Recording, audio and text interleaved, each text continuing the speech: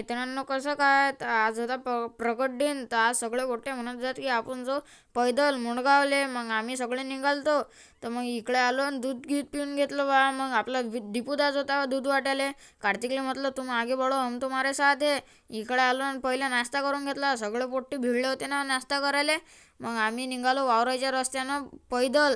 मग लय जण म्हणत आहेत की बा तू ब्लॉग नाही टाकत लवकर, असं तसं. तर भाऊ आपल्याला अभ्यासही करायला लागते तसाच. ब्लॉग टाकूनच थोडं ना जमणार आहे.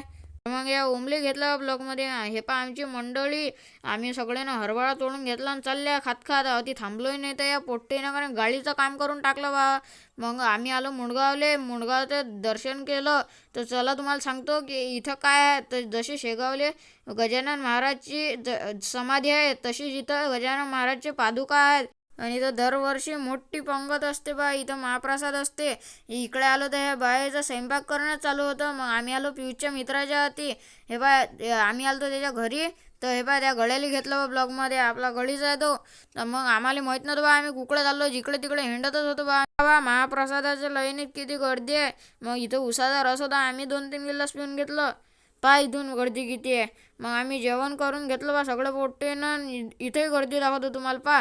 मग हा रस्ता पार केला बा आम्ही सगळे आलो निंबाच्या झाडाखाली बसायले. मग जरा थोडा वेळ बसलो. तर मग आजच्यासाठी एवढंच. तर आपल्याला फॉलो करून जा बरं. आणि यूट्यूबवर पाहणारे सबस्क्राईब कर जा.